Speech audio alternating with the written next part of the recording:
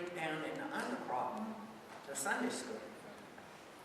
And I didn't come upstairs to Mass in the church again until after I had finished catechism. And we had to come to catechism on Saturdays. With Father Stewart? That's where we had to come to catechism on Saturdays. And then after we finished catechism, then our first communion, we got dressed all up in our white, confirmation. our confirmation. We got all dressed up in our white, with our white veils on our head, and we were given a white missal. Confirmation. So do you think that, was that the basis of your formation? That was Basically. basically, yeah, but I was, Episcopalian before I came to St. Thomas. I was born out of the womb. And But then, that was when we came up and had our first communion after we were confirmed. After we were confirmed. You didn't take communion until after you were confirmed. And also, being a female, you did not enter the church without a head covering. If you did not have a hat, there were handkerchiefs or napkins or something in the bag that you were given before you came into the church. Did you say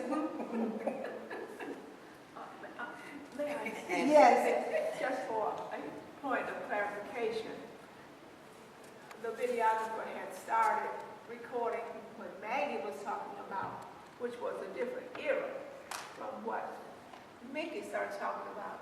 And it sounds like that hers is, Mickey's is a continuation of Maggie's, and it is prior.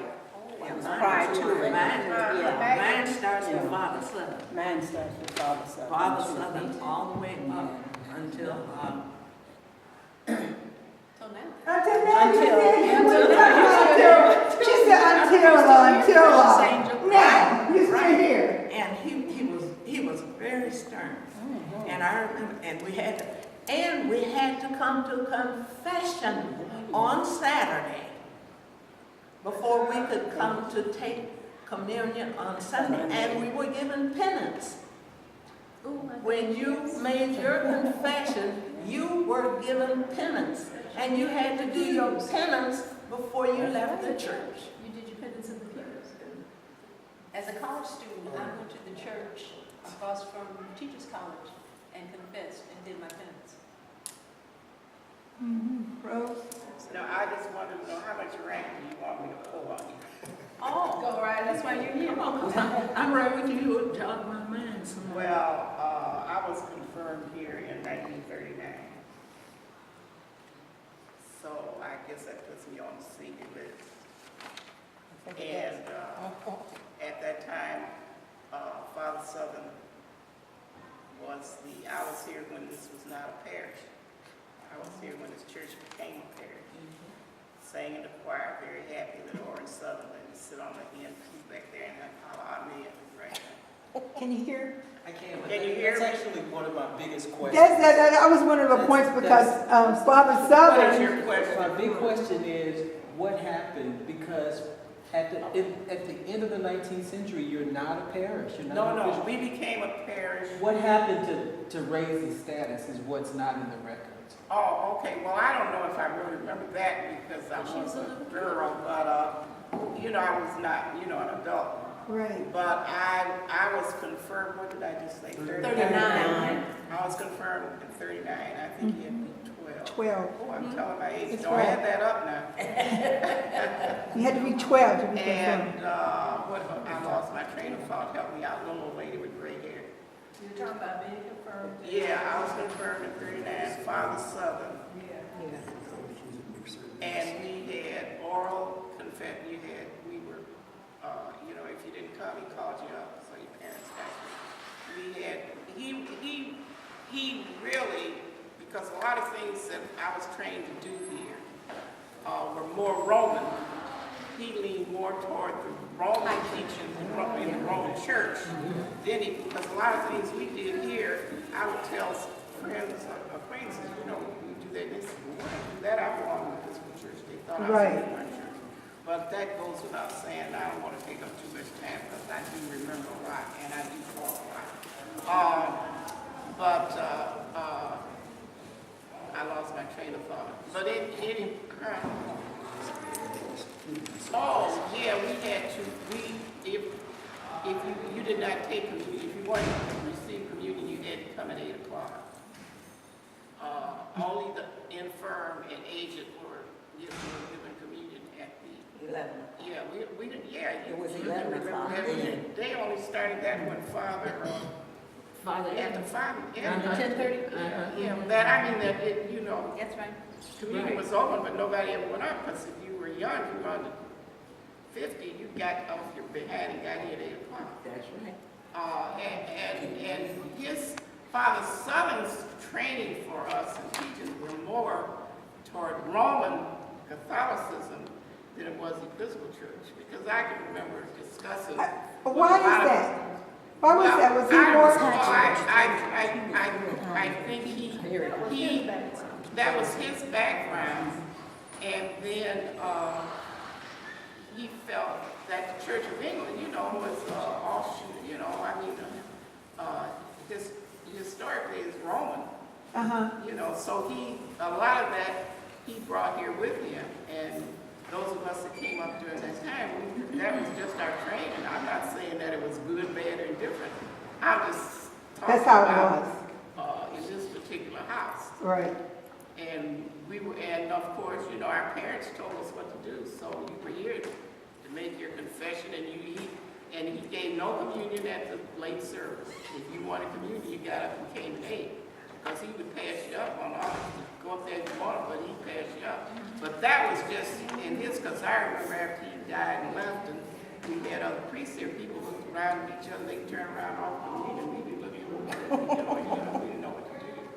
So a lot of this history that I'm hearing here, quote, is not really really not historical.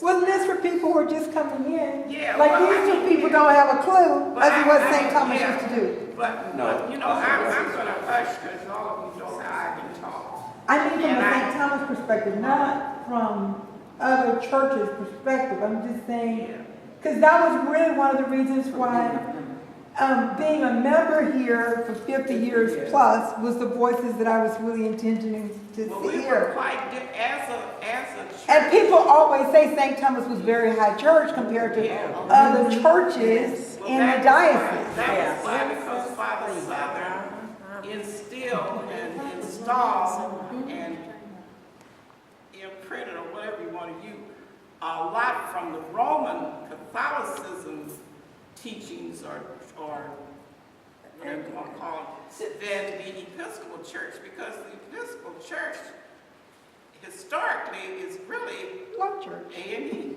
You Yes. know, I mean, So here's a different kind of question. But I Given don't- everybody always talked about how great Father Southern is or was, Yeah. what do you think he contributed most to this parish? What gift did he contribute most to this parish? Well, first, Discipline. Discipline. Was his thing. Right, you weren't a parish, but you became a parish, which became again, Father Southern. He Right. saw that all the bills were paid, all the I's were dotted, and all the T's crossed. in order for you to get to that In order step. us to achieve parish status. I don't know what it is now, but that was in the 30s, so a And, lot has changed. and at that time, you had a lot of blacks who were prominent blacks Right. who belonged to St. Thomas, like the Fullers and the McDonalds and And they liked They- the pomp and circus. Right. You know, the black society enjoyed going to churches that, I mean, this church used to be on the Chicago Tribune on Easter. They came and took pictures of the ladies coming out of church in their hats. When I was a girl, they gave the photographers out front of the Chicago Tribune. What else y'all want to know? But I don't want to take over. But anyway, this was the place to be on Easter and midnight service. You had to stand around the corner to get in there at midnight for midnight Christmas. So a question is, what do you think that particular gift that he had was? I heard some of you say, you know, he brought more of a structure yeah. to the church, right? was Um, very structured for me. Well, at that time. What was happening in the congregation though that would allow, because you can have different priests with gifts, but if the congregation is not ready to hear, we're moving in that direction, the priest is just going on by itself and you still don't have a congregation moving in that direction. So what I wanted to hear also was what was happening in the church, like the lay people. You had the society, the cream of the crop of black people in Chicago that wanted to be different from the other people, and you didn't really have the Pilgrim Baptist Church in Oliver down there on 31st and Quinn Chapel on 24th. You didn't have churches everywhere in the country. And so this was the church where the doctors and the professors and the teachers and everything, where they came because they could throw their heads back and Tyra would come out on Easter Sunday and take the hats and all that. This was like 500, what do you call that club? This was the place to be. Yes. I want to say that I came here in 1953, and what I remember about it really stands in my mind. I liked the pomp and the Yeah. ceremony. Yeah. I can remember, let's see, I came probably February, March, something like that. And Father Southern? celebrated the big holidays, religious holidays. And we did Corpus Christi Sunday. And they had the carriage, canopy or whatever, and you paraded. We did, but We did lots of processions. they had processions where they came through the church and marched. And it was just like, The service here without being Roman Catholic, I'm sorry. What was For lack of any other explanation, like in Louisiana, when they're doing the Mardi Gras and they're going around, it was just that, well, it had a lot more pomp because we were inside and it was a religious ceremony, but it was colorful and it was religious. And the singing I liked very, very much. And incense. But we had processions associated with all masses. Okay. High masses, because this is very high church. High church. Very high church. High meaning as close to Roman Catholic as you could get without being Roman Catholic. And I liked That's the what I- music, and the church was Gregorian peaceful. chants and, yes. Okay, so, okay, I'm sorry, Evan. No, my memory comes in between Mary Lou and Mickey's.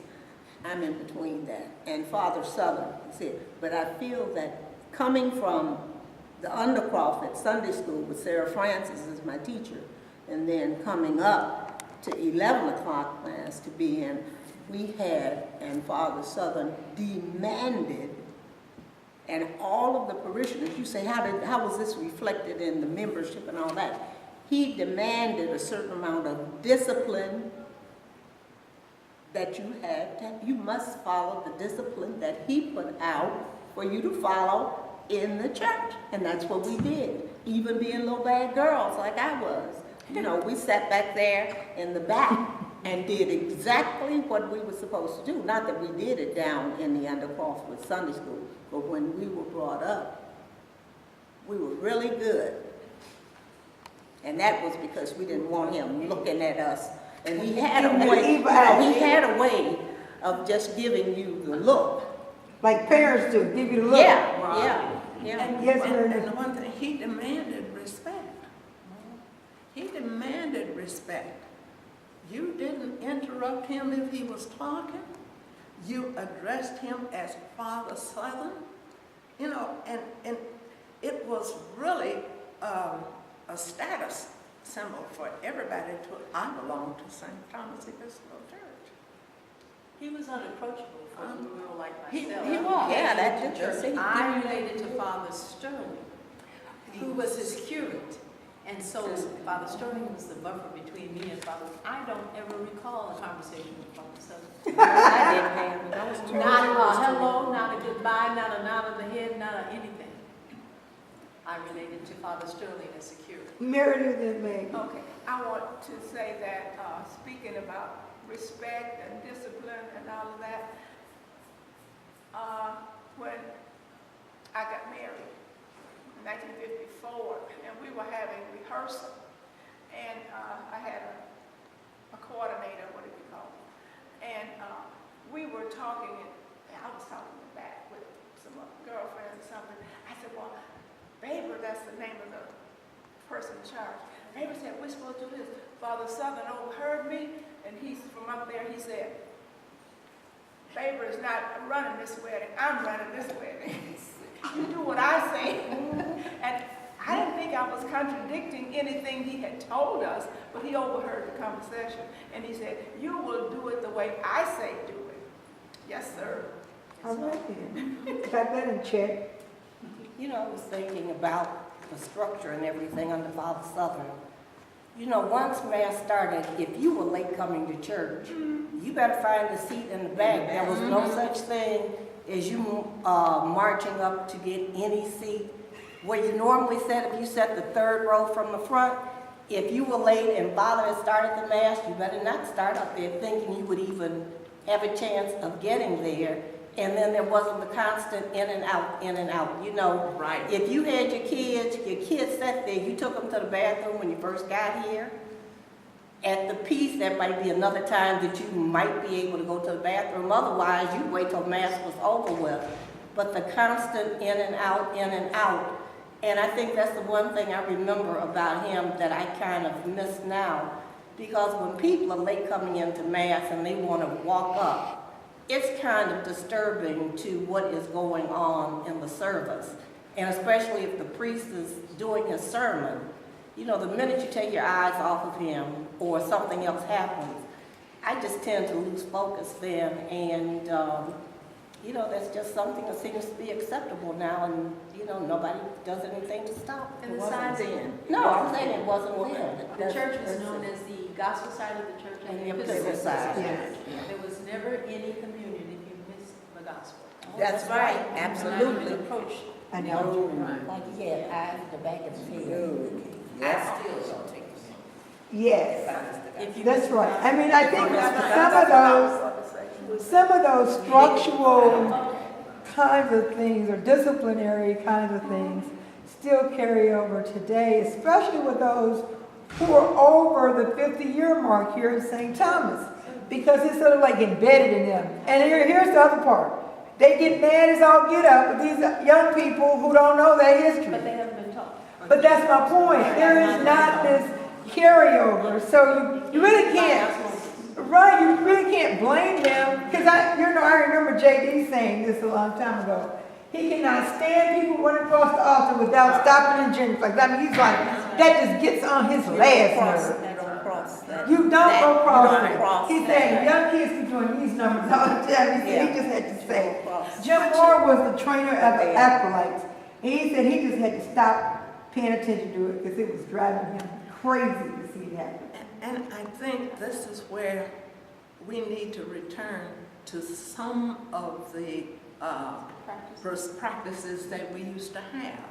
Amen. I think we need to return to requiring our youngsters to come into an instructional venue on a Saturday where they just sit there and they are taught what church is all about. Okay, but in the history of the church, what we were talking about Right. now, that needs to come in the future. But right now, with the history of the church, we were, and it wasn't so much that we were told or trained, but we followed the leader. And whatever the leader did is what we did. And evidently, I don't know how it happened because my mind wasn't on that. My mind was on donuts. That's a why. But that way, whoever would do it, I don't know if it was Father Sterling would give out the orders from Father Southern, and then we had to follow whatever, for instance, my Sunday school teacher. So I knew it came right down the line, and Sarah Francis would make sure that we knew exactly what we were supposed to be doing. As little as young children. Okay, so And here's a then different kind of experience. as Rose and I kind of matured a little bit into the church, we became involved in the different activities of the church. Now, I don't remember what the guilds were called back then when we were doing the teas. It was the Ladies Guild or something like that. You know, and we would have Children's these table. very fancy teas. They were called guilds still. They were still called guilds, but we I would can't have really children. call Really it. taking me back. I know I go back, you really are, but I think it would be. From looking at the history, St. Thomas has always been structured around the so-called guilds, Yeah. primarily. Now, they had some other organizations, but the majority of the church, based on the history, has always been structured around guilds. The St. Agnes Guild, the Saint St. Agnes, Perpetual's Saint Guild. Perpetual. All those things that don't exist anymore, but those were the guilds in your history The that Redwoods gets, and Dorcas. right, that gets pointed out as the guild structure of the church. I don't know what non-guild came in, but it was the one. That, But you know what I'm saying? I'm not saying that this is not good, because Father Forrester also did St. Martin's Guild. I'm just saying, if you're looking historically, you see the Rector's Guild, St. Agnes Guild, St. Perpetual's Guild, Dorcas. The non-guild was a group of, that didn't want to join. Right. we did not want to be members of guilds. We did not like to be a member of any guild that was already in existence. And so Father Forrester called us the non-guild members. Right, it's sort of like I was telling people, Father Forrester was the one who started the St. Martin's Guild, because he said young people should have a voice in their church. I remember. And so then he took some seniors, they weren't really senior citizens, but some senior people to guide and shepherd the young people. Why you had the young people with the old people, because he said the old people are going to shepherd you on what it means to be a guild. But I think over time, we've lost that too. You know, it's like, so the young people, like me, is now 60. So then it was 20. So what happened to the young boys? There's no young adult voice anymore in St. But Thomas. here, you know, St. Thomas flourished really up until the church burned. After the church burned, and we started having our services in the Funeral home. in the funeral home, a lot of people didn't want to come to what had been a funeral home to Mass, and that's when they splintered off. Some went to St. Edmunds, some went to St. Margaret, yeah, Trinity. Messiah, some went to Trinity, and as we were trying to keep the core people together over in the funeral home, that's when we started selling bricks. Remember, we were selling bricks to build this church. Uh-huh. So during that same time, it's called the 60s, there was a lot of turbulence going on society-wise around the civil rights. What was happening in the parish during that time? What was the mood of the parishioners during the 60s, or did they just not participate in civil rights? We were, as far as I can remember, and then I was busy raising a lot of children also, but we were more focused on our internal strife of Like trying building the to church. build the church than getting really involved in the civil rights movement. Now, my sister Edna, she was a radical. And I think she even went to Washington and put her feet in the reflecting pool. I But- marched in Washington, yes. Yeah, so I cheered on. So what do you think the mood of the parish was during the 60s? Especially given we are a part of a predominantly white church. Yeah. And the 60s was really when black people really began to think, we're people too. We should have rights too. God loves us too. So what was the move of the Black Episcopal Church I can't speak to the Black Episcopal Church. in this I diocese? Or was- St. Thomas in I this was- diocese? In this diocese, as I said, we were more focused on trying to sell enough bricks to build this church. We had an upbeat attitude that we were going to do this thing. And I remember St. Perpetual used to have those luncheons.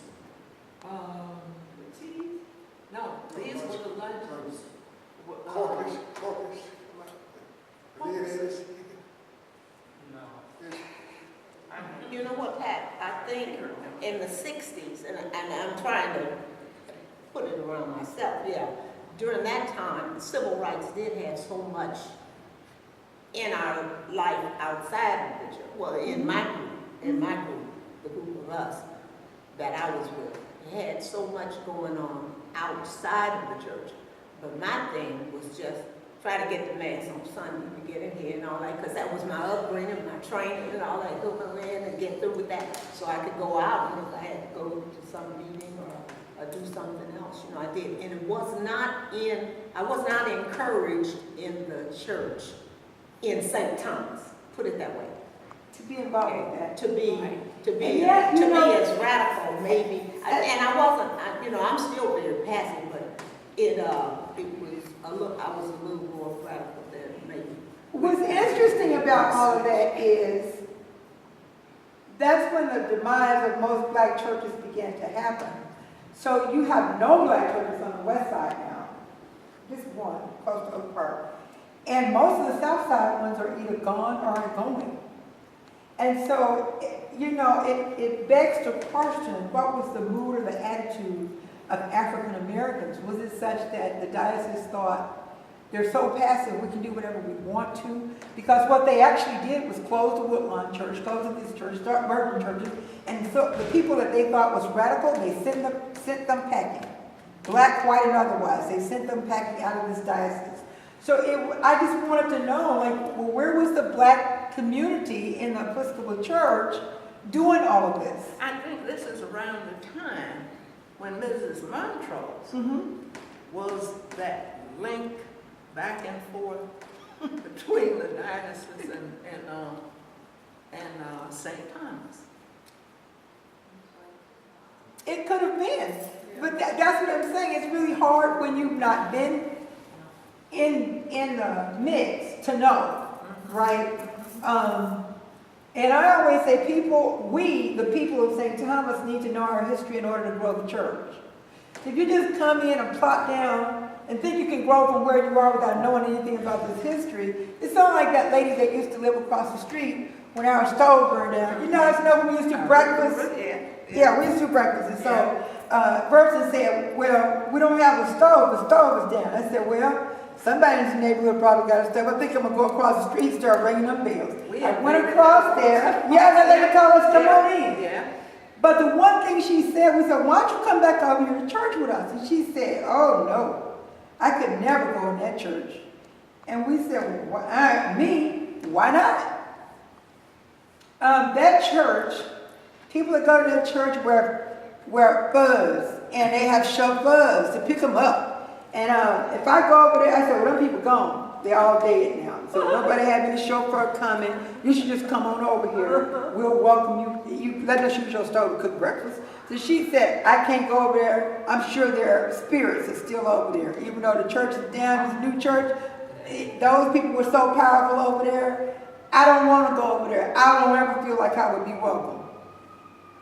So I'm thinking, if that has been passed down to those people, just like we know our own story, you have to confront that in order to go forward, right? You've got to show yourself to be this welcoming kind of community, or we have to show ourselves to know the history, and then take it about faith to say we're going to do this in order to be the new face of St. Thomas. And yet, I don't know if people know the story. Pat, only one black priest I know of in this diocese who participated in the civil rights movement was Father Harris. Now, people don't know this, you might know it. He walked with Dr. King Right. at Bridge in Alabama. He's the only one. Then had another priest named Woodrow. Woodrow went to Philadelphia, but he got put out on that, because he got put out with the jail and all that stuff. But Father Harris was the main one, is my understanding, is to participate. The other priests were a little passive, like priests was passive in Chicago area. Well, apparently that church in Woodlawn that was closed, assume, gathered that one of the reasons why it was closed because the Episcopal priest there was very welcoming to Black Panther. Right. Right, I know. That's part of history too, that they were very welcoming to the Black Panther Party. Right, he was. And they were out front, the black priests who were in Woodlawn were really out front of the Civil Rights Movement. Right. And the diocese, and it's funny because what we have determined about this diocese, historically, even when it was the Diocese of Illinois, there have been white clergy who've come here who tried to be more justice-oriented, and they have sent them packing too. So it tells us something about the environment which we live, but it also gives us an impetus about what we need to do to change our diocese and to change our church, right? So let me ask you this, let's move on a little further. Here's a different kind of question.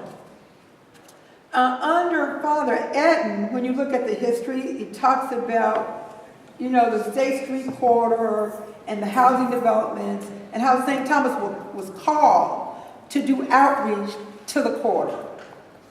So, I don't know if that's true or not, but that's what the message says, that's what the history says. I even think that's in what Miss White wrote. Miss White wrote that too. So the parish became involved in assisting young people from the public housing. Many were confirmed at St. Thomas and have gone to college and become successful citizens. So the deal was St. Thomas became very grounded in outreach stuff under Father Etten. So I wanted to hear what y'all thought about that. Did y'all feel like the church? So a priest can be involved in stuff, and the people, like I said, the priest can just keep going, but the people ain't there. So I'm always interested in what were the people thinking. Vicki. That's when I joined under Father Etten. He used to canvass the neighborhood. Right. See, I was on 38th and Michigan. Right. So he came over and asked if the kids would come to church. So I said, okay, I'll send them to church. Well, I didn't send them that Sunday. But he came back, and I didn't send them that Sunday. You know how you working now, and you're involved, and you're kind of tired on Sunday. Because I was always in church, but I guess that was a lapse. So he came back. I said, I cannot lie to this priest no more. I had to send them, Yes. And then I really felt bad them not sending them twice. I said, now if he comes back again. Don't be problems for you. Right, so I sent them. And they went twice, and they loved it. And they came back. Mama, you gotta go. They want to see our mother and our daddy. I said, well, I don't know about no daddy. I don't know if we can get them in that church anymore. I said, so I had to promise them that I would come. And now they left me all but one, right? But at that time, Father Etten had a priest named Father Young. Yeah. Mm-hmm. Father Young was the one who went into projects and brought those kids in on Wabash, brought them in here. Okay, because Joe Orr, Richard Orr, and all of them came in. They came in. He brought lots of young fellas and girls in here. And the good part wasn't they had reached the gains from the projects. Because we had to drop them off back home. Make sure you get it home safe. The men driving cars. But Father Young was very active in the University of Chicago, Brent House, and he used to bring lots of priests. Didn't want to take a church. And they would come down here and serve on mission. They had outside jobs. They loved to come in and serve because we eat breakfast and wasn't free. Food gets them every time. They got food. It was white priests. Father Young was nice. Father Young, and he was always active in young people, trying to promote young people. Well, Father Young was one that encouraged us to start having coffee hour because everybody would genuflect and walk out to church. And he said that was a good way for us to get to know one another. Just by that time, this church had burned. We were meeting in Overall, Michigan. On Michigan, the coffee hour where you go We down started coffee and the hour. things. Our famous coffee hour was not lunch, breakfast, and dinner. Well, And then, at that time, we started had, with the breakfast. Right. we had Right. we had some people who remember this church was a very powerful political world. You had Louis B. Anderson. He was all of them. And then you had Judge Green. He was one of the first black judges in Cook County. Remember this church? And there was a little circle in there, you know, professionals, that made professionals. Well, may I give you a little short, excuse me for interrupting you, honey. But anyway,